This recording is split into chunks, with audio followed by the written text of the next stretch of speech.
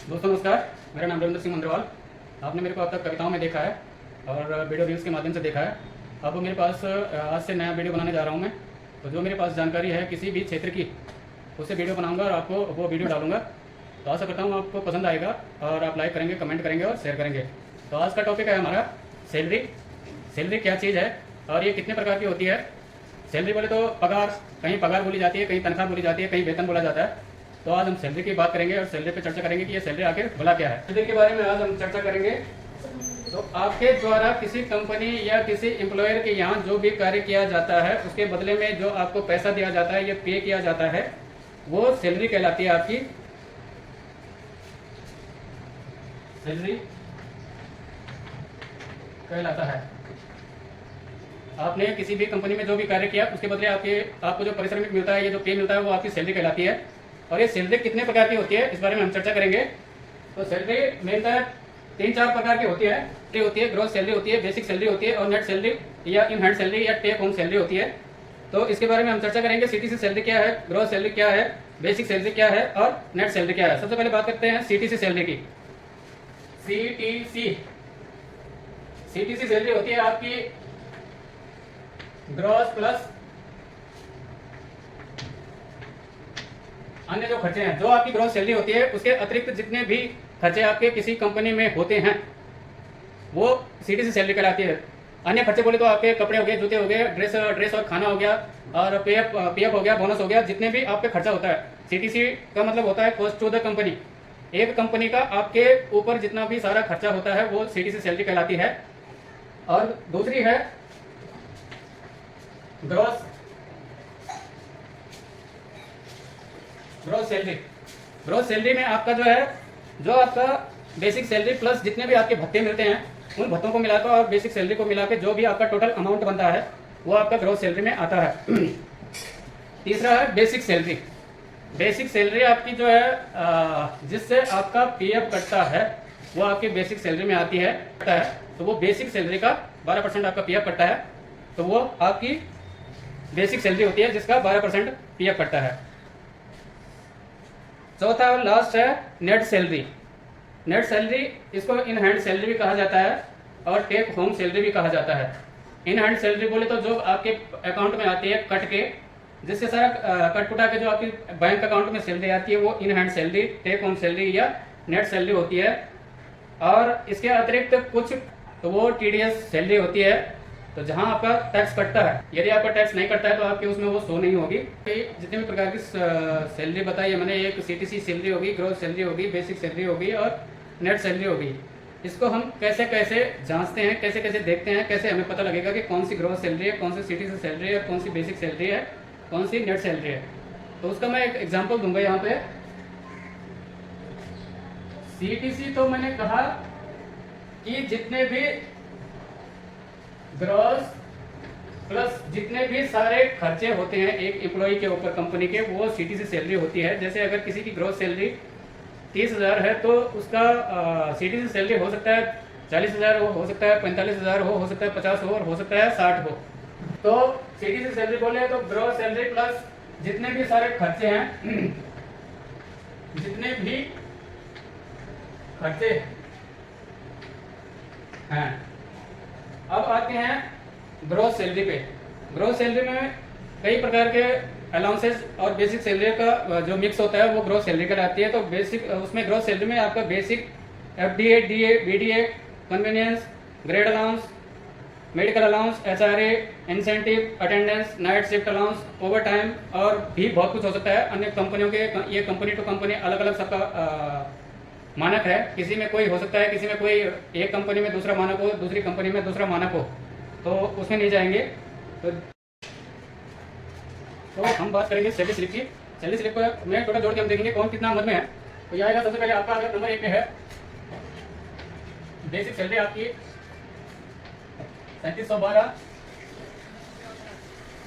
FDA आपका 3889, VDF आपका 2980,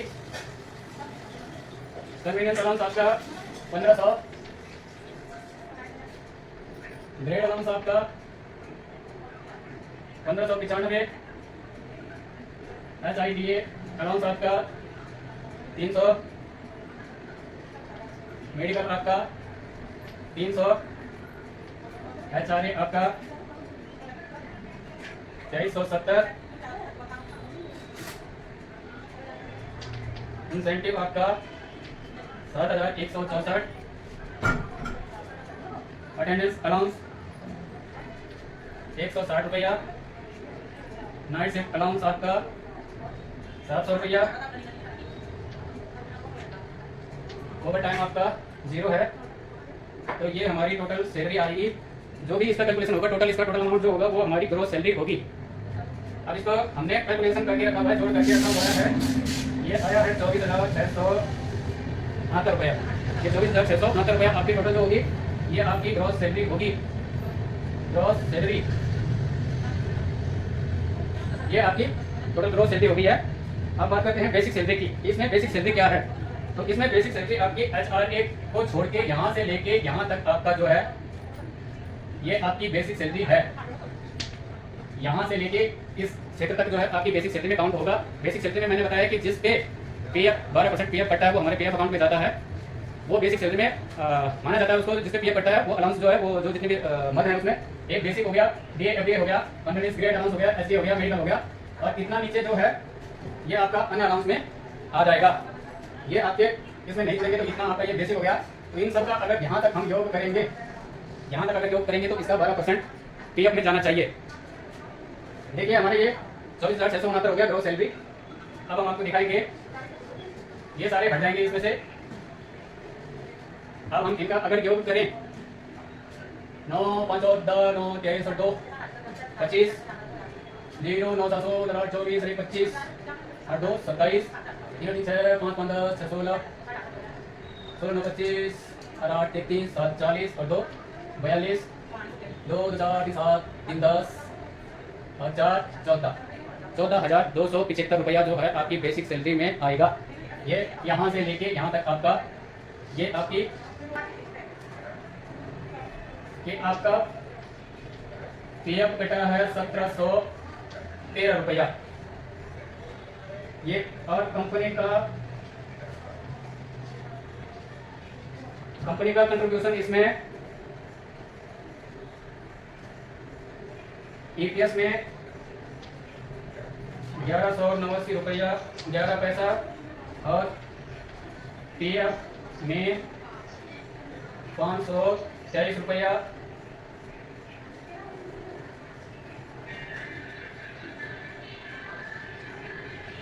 PF में 523 रुपया 89 पैसा गया है।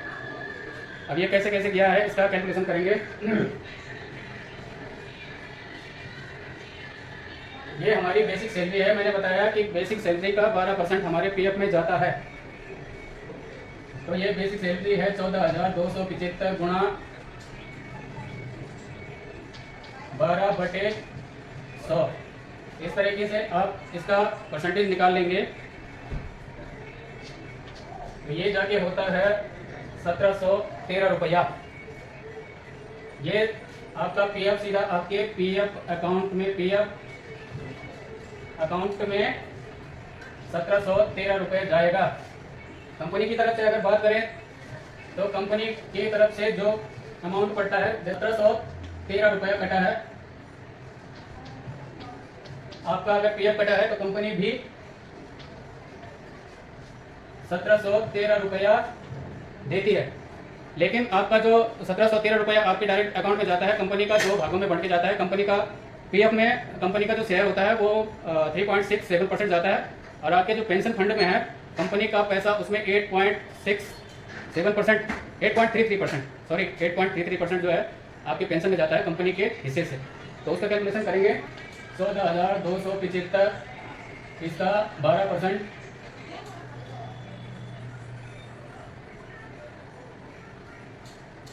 1713 रुपया गया PF में। अब इसका जाएगा 14,275 इंटू 8.33% बाई 100। तो ये निकलता है 1189 रुपया 10.75। गणित का नियम कहता है कि दशमलव के बाद तीसरा अंक, 2 स्थानों के बाद तीसरा अंक अगर 5 से बड़ा है तो वो पीछे वाले अंक के साथ जुड़ जाता है। तो ये होगा 1189 माइनस 0.11, ये आपका जाएगा पेंशन में। इसी प्रकार से 3.67% जाता है आपके पीएफ अकाउंट में बटे 100, तो ये अमाउंट आएगा आपका 523 रुपया 89 पैसा। अगर हम इन दोनों को जोड़ेंगे 523 प्लस 1189.11%, एक का एक 1317 रुपया टोटल। जितना 1317 रुपया आपका पीएफ कटा था उतना ही कंपनी में डालती है, लेकिन कंपनी का एक 2 भागों में जाता है। ज़्यादा भाग यानी कि 8.33% आपके पेंशन अकाउंट में जाता है और 3.67% सीटीसी ग्रॉस प्लस अन्य खर्चे। ग्रॉस हो गया 24,679 रुपया,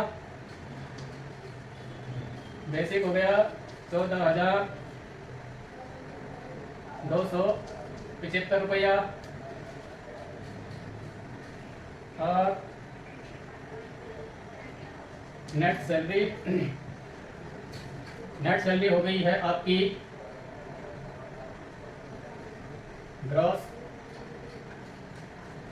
ग्रॉस माइनस पीएफ 24,669 माइनस 1713, 22,956 रुपया। ये सीटीसी हो गई, ये ग्रॉस हो गई, ये बेसिक हो गई और ये नेट सैलरी हो गई। तो ये तमाम प्रकार की सैलरी का स्ट्रक्चर है, टोटल प्रकार के अलाउंसेज हैं और तमाम प्रकार की ये जो जानकारी है ये मैं आपको दे चुका हूँ। Number 1, number 2, number 3, number 4। आशा करता हूँ मेरे द्वारा दी गई जानकारी के अनुसार आपको भी जानकारी मिलेगी, आपकी जानकारी में वृद्धि होगी।